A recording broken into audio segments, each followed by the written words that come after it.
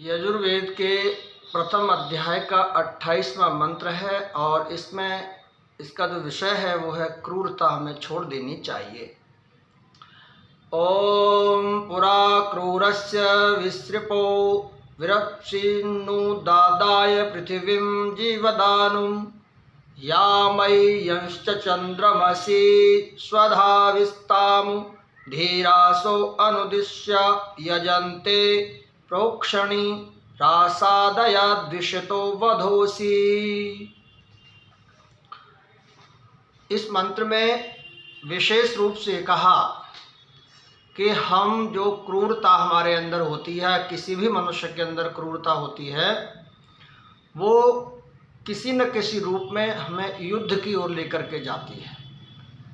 अगर हम किसी व्यक्ति के साथ क्रूरता करते हैं और वह व्यक्ति यदि बलवान है तो वो हमसे लड़ाई करेगा, युद्ध करेगा।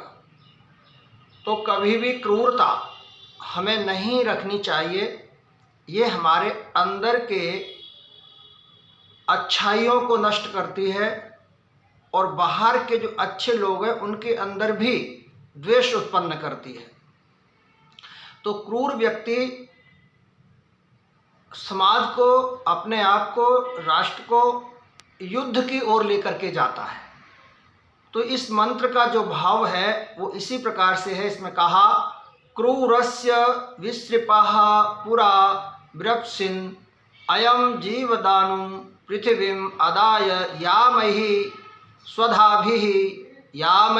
स्वधाभिः चन्द्रमसि। तो इसका जो भाव है, इसका जो सारांश है वो आपके सम्मुख में रख रहा हूँ।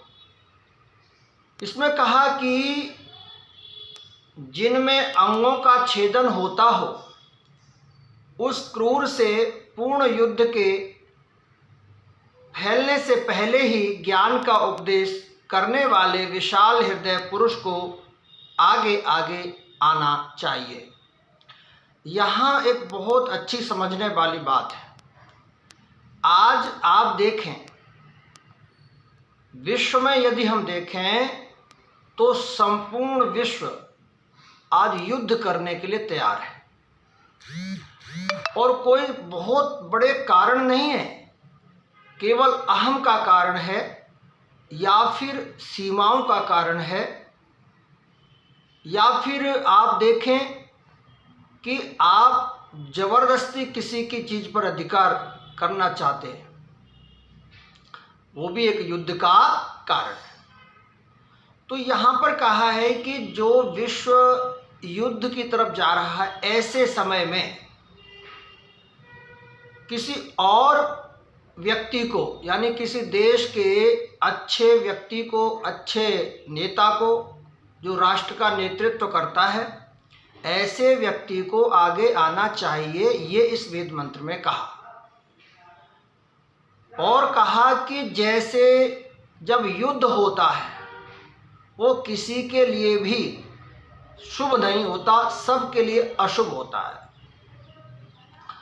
आप देखें कि जब दो देशों में युद्ध होता है तो कोई एक उसमें समाधान करने का कार्य करता है, उनकी बातचीत कराता है, और ये वेद मंत्र कहता है ऐसा होना भी चाहिए, ऐसे व्यक्ति होने भी चाहिए। वरना तो सब कुछ नष्ट हो जाता है। युद्ध किसी के लिए भी, क्रूरता किसी के लिए भी शुभ नहीं होती, चाहे क्रूर वाला व्यक्ति हो, यानी क्रूर व्यक्ति हो, या फिर जिस पर वो क्रूरता कर रहा है वो हो, किसी के लिए भी अच्छा नहीं है। मानवता के लिए अच्छी नहीं है क्रूरता, युद्ध किसी के लिए अच्छा नहीं है। और अच्छे लोगों को हमेशा आगे आना चाहिए। देखिए, जिस समय महाभारत का युद्ध हुआ था, उस समय सारे प्रयत्न किए थे और पांडवों ने पूर्ण प्रयत्न किया था कि युद्ध ना हो। केवल 5 गांव की बात आई थी। भगवान कृष्ण ने कहा था उसको, दुर्योधन को, कि 5 गांव ही दे दे, छोड़, बाकी सब छोड़ दे। परंतु उनके जितने प्रयास थे, शांति प्रस्ताव जितने भी थे, वो सब के सब फेल हो गए। तो एक तो होता है कि नेतृत्व जो व्यक्ति समझदार व्यक्ति है उसका कर्तव्य है। तो जिस तरह से भगवान कृष्ण ने संपूर्ण प्रयास करने के बाद भी जब सफलता नहीं मिली तो फिर मजबूरन वो कार्य तो होना ही है। और फिर युद्ध हुआ और उस युद्ध में आप देखते हैं कि ना जाने कितने वीर योद्धा जो 18 वर्ष से लेकर के 60-70 वर्ष तक के वीर योद्धा उसमें उनका शरीर त्याग हो गया, नष्ट हो गए वो।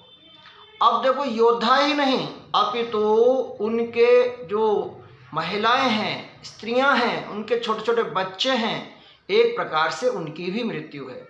क्योंकि जब जीवन साथी चला गया, एक छोटे से बच्चे का पिता चला गया, तो उनका भला क्या जीवन हो सकता है।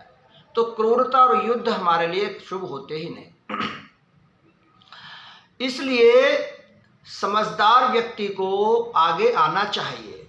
आप अपने राष्ट्र में ही देखें, हम लोग धर्म के नाम पर क्रूर होकर के युद्ध कर लेते हैं, हम जाति के नाम पर क्रूर होकर के युद्ध करते हैं, हमारे अंदर क्रूरता पैदा हो जाती है। हम आपस में छोटी छोटी बातों को मात्र एक जमीन के 1 इंच के टुकड़े के पीछे हम युद्ध कर लेते हैं, क्रूर हो जाते हैं और इतनी क्रूरता आ जाती है कि हम एक दूसरे का नाश कर देते, मार देते हैं। तो वेद मंत्र कहता है कि अगर ऐसी स्थिति कहीं पैदा हो तो जो लोग अच्छे हैं, जो वरिष्ठ हैं, जो बुद्धिमान हैं, समझदार हैं, उनको आगे आना चाहिए और युद्ध होने से पहले, झगड़ा होने से पहले ही समाधान कर देना चाहिए। प्रयास तो करना चाहिए, बाकी तो परिणाम हाथ में नहीं है, मगर प्रयास अवश्य करना चाहिए। क्यों करना चाहिए? क्योंकि इसमें कहा धीरा सह, धीर विद्वान पुरुष का ये परम कर्तव्य है कि वो समस्या का समाधान करने के लिए आगे आए। आगे का शांति सुख समृद्धि लक्ष्य बनाकर अपने जीवन को यज्ञशील बनाते हैं। इसमें कहा संत पुरुष, अच्छे पुरुष जो है वो आगे आकर के उस समाधान को करके उनका कर्तव्य है कि सबको अच्छे मार्ग पर ला करके जीवन को यज्ञमय बनाएं। इसमें आगे कहा गया है कि देखो जैसे धरती है, धरती की भी बात इसमें आई है कि जो पृथ्वी आदाय यामई, जो पृथ्वी है वो हमको इतनी सारी वस्तुएं देती है, हमारे लाभ के लिए, जीवन के लिए देती है।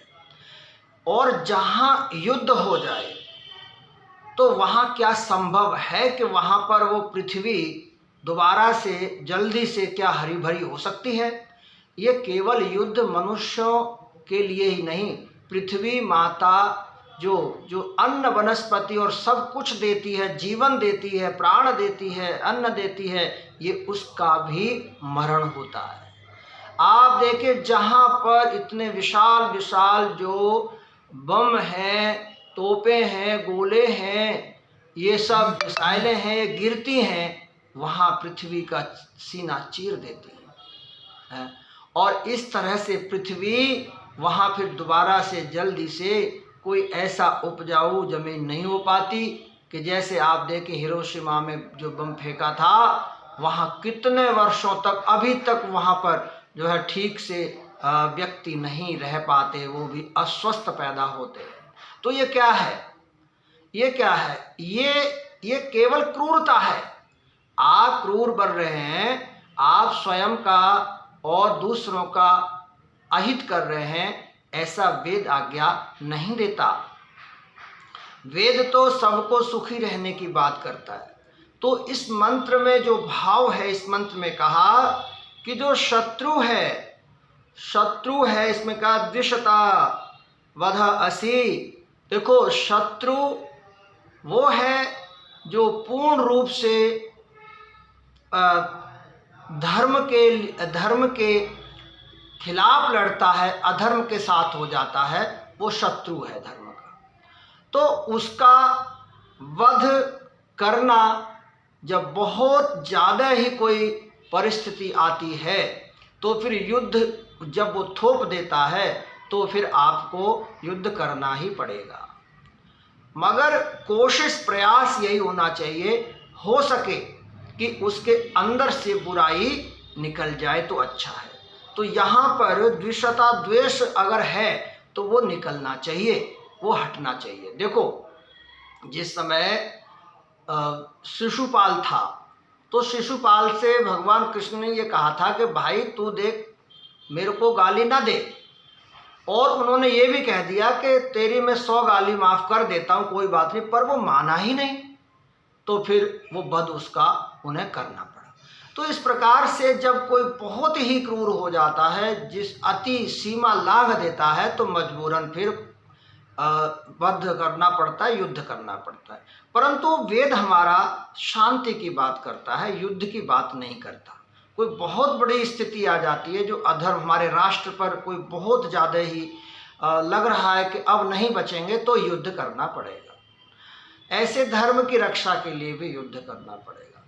परंतु प्रयास पूरा हमारे विद्वानों का हो, समाज के सुधारकों का हो। जिस प्रकार से अभी वातावरण कई जगह ऐसे बन जाते हैं, प्रदेशों में बन जाते हैं, कई बार जातिवाद को लेकर बन जाते हैं, कभी समाजवाद को लेकर के बन जाते हैं, नाना प्रकार से ऐसे सिचुएशन आ जाती, स्थिति आ जाती है, तो वहाँ पर तुरंत स्थिति बिगड़े, लोग क्रूर हों, युद्ध करें, इससे पहले ही वेद मंत्र कहता है कि उन पुरुषों को आगे आना चाहिए और स्थिति को संभालना चाहिए, जैसे भगवानों ने आकर के, संत पुरुषों ने आकर के स्थितियों को संभाला। वो अलग बात है कि कहाँ तक संभाल पाए, संभली नहीं संभली, परंतु प्रयास करने के लिए वेद हमारा आज्ञा देता है। प्रयत्न करने से शांति स्थापित हो, ये वेद मंत्र कहता है कि जीवन के लिए आवश्यक पदार्थों को देने वाली इस पृथ्वी को इस युद्ध से ऊपर उठाओ, वरना ये पृथ्वी भी ये जिस प्रकार से जन्म देती है, वो जन्म देना भी वहाँ बंद कर देगी। जन्म से मतलब है कि वहाँ कितनी अन्न वनस्पति पैदा होते, वो भी बंद कर देगी।